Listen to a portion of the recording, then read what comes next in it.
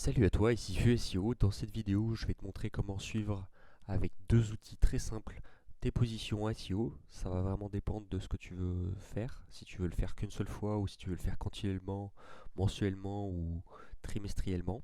Et je te montre en fait les outils que j'utilise pour éviter d'utiliser la Google Search Console et ainsi te permettre d'aller plus rapidement avec ton SEO. C'est parti. Donc si tu es un peu familier avec le SEO, tu vois qu'on utilise généralement la Google Search Console, donc ce qu'il y a à l'écran. Tu as tes requêtes en fait en soi ici, juste en dessous. Donc voilà, ça c'est les requêtes de mon site.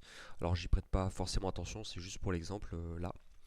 Mais en fait, le problème de ce tracking, c'est que c'est pas très précis et ça a un délai assez long. Là, tu peux voir samedi 16 mars, alors qu'en fait, c'est passé depuis belle lurette. Donc, c'est pas forcément très pratique de suivre tes positions avec cet outil-là. Pareil, la position moyenne, alors qu'on peut avoir ici, quand je clique dessus, on peut voir que c'est vraiment très très random. C'est-à-dire qu'en fait, ça va être la position de tous vos mots-clés avec tous les résultats de recherche, plus tous les pays, plus les données, on va dire mobiles et PC. Donc c'est très très variable, comme vous pouvez le voir, et c'est pas du tout pratique de suivre tout ça. Donc je vais vous montrer deux outils qui permettent une recherche beaucoup plus poussée. Si vous me suivez régulièrement sur Twitter ou sur Discord, vous savez que j'ai un site web qui s'appelle feu-seo.com. Vous pouvez vous y rendre pour retrouver le premier outil. Dans tous les cas, tous les liens sont dans la description. Donc vous allez dans Outils, SERP Checker, vous cliquez une fois dessus, voilà, vous arrivez sur l'outil. Et juste ici, vous allez pouvoir taper votre mot-clé que vous souhaitez cibler, entre parenthèses, que vous ciblez avec votre page. Donc là, je vais mettre par exemple pour l'exemple Feu SEO. La deuxième case, ça va être votre nom de domaine. Donc vous pouvez écrire http://feu SEO ou votre nom de domaine, bien sûr. Et là, ça va être le marché. Donc google.fr, google.com, google.ru pour la Russie ou google.ital. Hop, une fois que tout est sélectionné, j'ai plus qu'à cliquer sur vérifier la SERP. La SERP qui sont les résultats de recherche de Google. Et là, comme vous pouvez le voir, je suis position numéro 1 sur Feu SEO. Bon, forcément, c'est un exact match domain, c'est-à-dire que c'est un exact par rapport à mon nom de domaine. Donc c'est pour ça que j'arrive premier. Et on peut voir aussi que j'ai la position numéro 5 avec la page /offre. Malgré la praticité de cet outil, vous n'allez pas vérifier tous vos mots-clés en les tapant un par un chaque jour. Donc c'est pour ça que je vais vous montrer un deuxième outil qui là va vous permettre soit trimestriellement, soit mensuellement, soit en tant que données journalières, suivre vos positions, toujours avec une SERP neutre, c'est-à-dire une SERP sans cookies, comme si vous étiez en navigation privée avec un utilisateur, on va dire standard, ou lambda. Ce deuxième outil s'appelle SpySerp, comme vous l'avez à l'écran. Cet outil est beaucoup plus pratique parce qu'il vous permet de vous suivre selon certains types de processus que vous allez lui demander. Donc par exemple, si vous voulez que les mobiles ou que les PC, ou que les tablettes bien sûr, sur une SERP très particulière ou alors avec des villes spécifiques, si vous faites du SEO local. Et avec son prix très attractif, c'est-à-dire de 9 $ par mois, vous pouvez suivre 10 000 mots-clés tous les mois. Vous avez le lien dans la description qui vous permet d'avoir 7 jours gratuits pour le tester. Et si ça ne vous plaît pas, vous pouvez toujours annuler l'abonnement. Il n'y a pas d'engagement en fait en soi à faire. Vous pouvez mettre une carte prépayée, donc il n'y a pas de problème. Je vous montre ça tout de suite. Donc nous voici côté utilisateur, on pourrait dire, avec SpySerp. Dans un premier temps, vous allez créer un projet. Donc le projet, ça peut être plusieurs sites web sur une même niche ou simplement un seul site web avec vos concurrents. Ça dépend ce que vous souhaitez faire. Pour l'exemple, je vais mettre directement Feu SEO. De toute façon, il est déjà ajouté. Hop. Donc là, ça va être le nom de votre projet. Donc on va l'appeler Feu SEO aussi. Je peux rajouter ce projet dans un groupe, si ça fait partie d'un groupe ou d'une thématique spécifique. Donc là, je ne vais pas le faire tout de suite.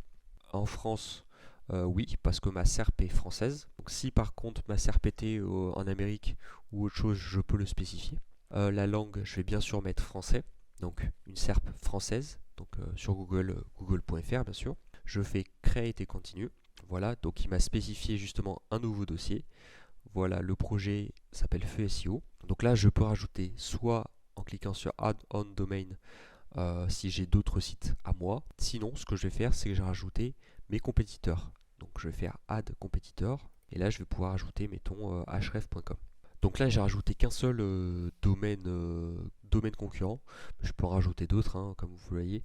C'est pas très compliqué. Il suffit de rajouter en fait le domaine sans le HTTPS et c'est assez simple. Donc là je vais simplement faire continuer, save and continue. Hop. Et là en fait ce qu'il va me demander c'est les mots-clés.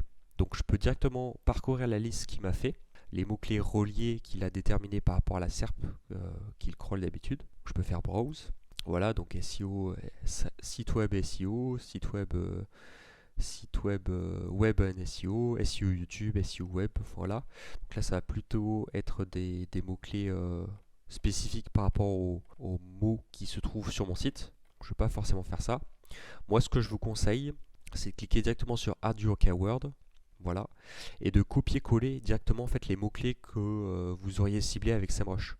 Donc vous allez directement sur SEMrush, vous faites une petite liste de mots-clés intéressants, et après vous les collez directement. Vous avez simplement à les coller ligne par ligne, faire un retour à la ligne à chaque mot-clé, et comme ça vous allez pouvoir avoir une bonne liste de mots-clés et suivre vos positions. Moi c'est ce que je vais faire tout de suite.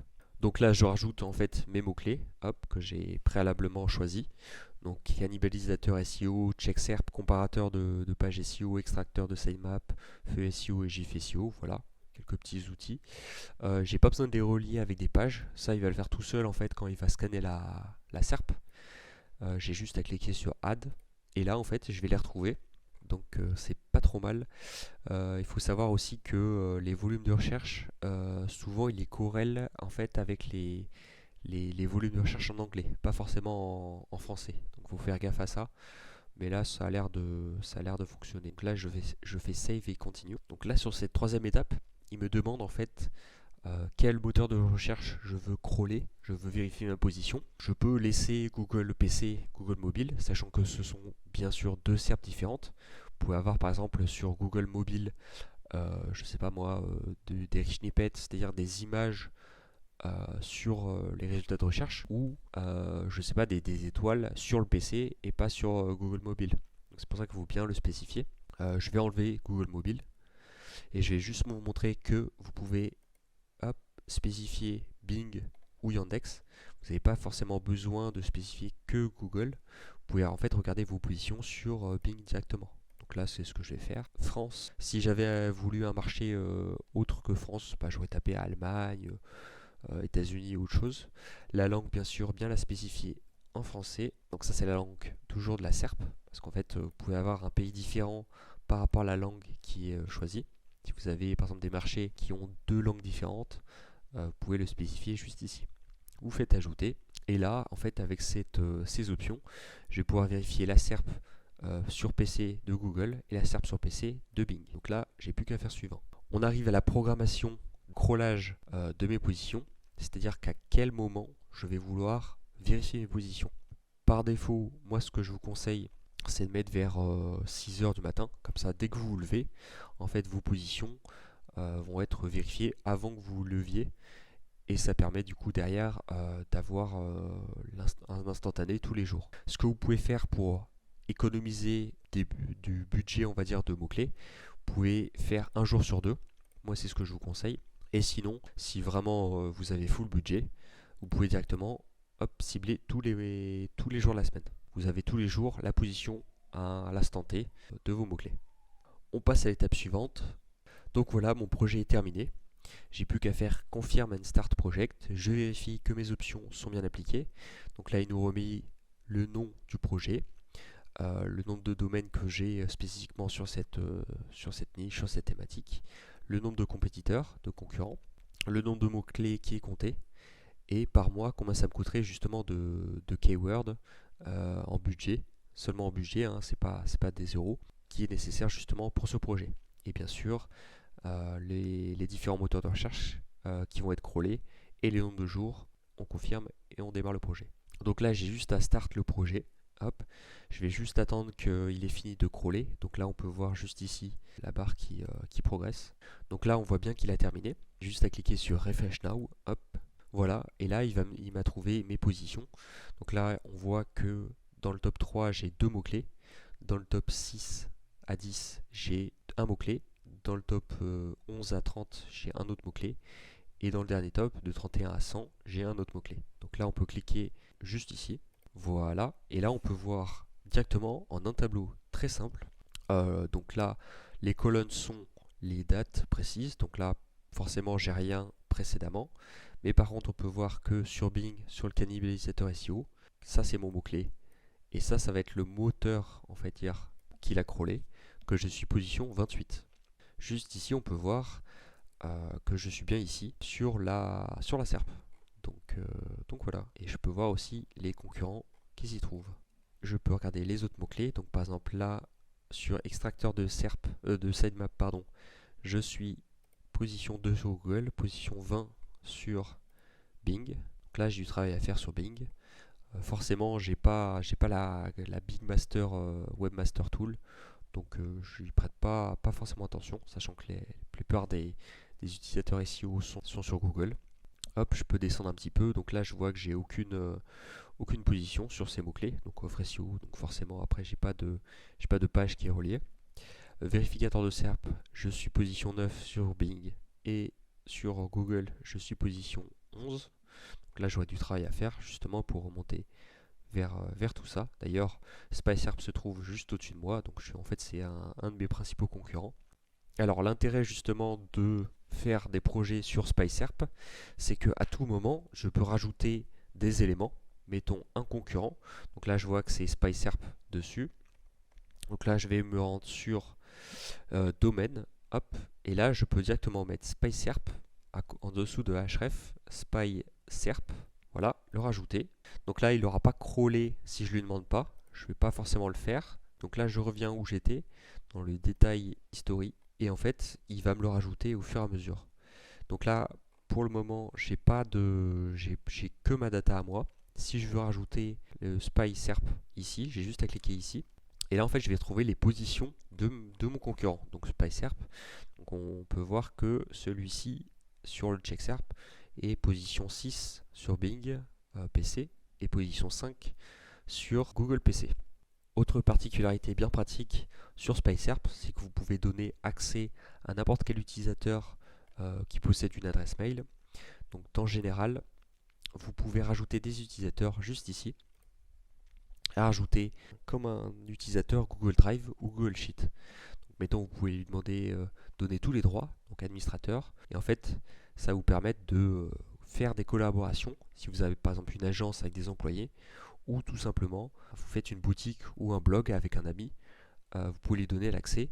Donc soit un accès total, soit un accès collaborateur qui permet un petit peu de manager, soit directement visiteur, juste simplement checker un petit peu les positions. Autre particularité que vous avez sur SpySerp, c'est que vous pouvez avoir un dashboard clean et propre, donc vos positions et simplement comparer les différents acteurs du coup de votre marché, que ce soit vous ou un autre. Cliquez simplement sur Add to Compare, Compare, hop, et là vous pouvez avoir les deux positions des deux SERP. Donc soit vous pouvez avoir Google Desktop, soit Bing, mais voilà, vous avez en fait de quoi comparer les différentes SERP très facilement. Là on peut voir sur un projet un peu plus personnalisé, un peu plus complet que je commence à monter en termes de SERP. Et en fait, ça se voit directement sur ma courbe qui est tout simplement en train de monter, hein. Il n'y a pas de secret. Et là, pareil, vous avez la visibilité des mots-clés. Donc vous pouvez avoir plusieurs graphes. Et juste en dessous, les nouveaux mots-clés qui sont en train de monter, que vous avez vraiment des datas que vous n'aurez pas en fait si vous aviez uniquement Google Search Console. Si vous avez fait une erreur, bien sûr, sur la préparation de votre projet, vous pouvez tout de suite aller dans les projets settings et par exemple rajouter ou supprimer les différents mots-clés. Donc, si par exemple moi je veux plus ces mots-clés, hop, vous pouvez simplement les supprimer. Si vous consommez des tokens, c'est pas forcément très pratique de les laisser. Donc supprimez-les et réajuster justement votre projet à votre convenance. Pareil, si vous avez des nouveaux mots-clés qui apparaissent par rapport à votre Google Search Console, vous pouvez les rajouter juste ici.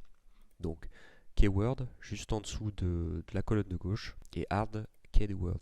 Pareil, si vous avez beaucoup de sites web sur votre SpySerp, ce que vous pouvez faire, ce que je vous conseille pour économiser des tokens, vous pouvez vous rendre dans Schedule et faire un jour sur deux. Donc là, ça va faire par exemple sur ce projet, lundi, mercredi, vendredi et dimanche, la vérification de toutes vos positions, de tous vos mots-clés. Donc ça permet de faire un jour sur deux, donc de diviser par deux en fait vos tokens. Donc si vous avez beaucoup de sites web, moi ce que je vous conseille c'est de faire ça, sachant qu'en plus la plupart du temps vous n'avez pas besoin de vérifier vos positions tous les jours sur des mots-clés très longs ou très concurrentiels. Apparemment aussi de nouvelles fonctionnalités vont arriver. Donc par exemple là on a en alpha la Backlink Explorer qui vous permet en fait de mettre votre nom de domaine ou vos URL et d'avoir en fait les backlinks qui sont reliés à cette page ou à cette URL. Pareil, en cliquant sur SERP check, vous avez directement un check SERP qui vous permet de suivre vos positions ou directement une position très précise en scrutant hop, directement les deux positions que vous avez mis dans votre projet. Donc, par exemple, original SERP, hop, voilà, ça passe directement par là. Donc là, on a mes petits mèmes, mais vous avez d'autres choses sur la SERP. Voilà, donc ça c'est la SERP officielle et qui est impartiale. Un dernier petit point, en cliquant sur SE Comparison, vous pouvez avoir aussi une courbe avec vos différents concurrents, juste ici, pour voir un petit peu où ils en sont par rapport à vous, et si vous avez des mots-clés que vous auriez omis. J'espère que cette vidéo vous a plu. Si ça vous a plu, n'hésitez pas à mettre un j'aime, à commenter si vous avez des questions et à rejoindre mon Discord. Vous avez dans la description de la vidéo le lien pour 7 jours gratuits sur SpiceRP. Je vous laisse tester cet outil que j'ai découvert qui est bien pratique et complet. N'hésitez pas à vous abonner et on se retrouve pour une prochaine vidéo. A plus.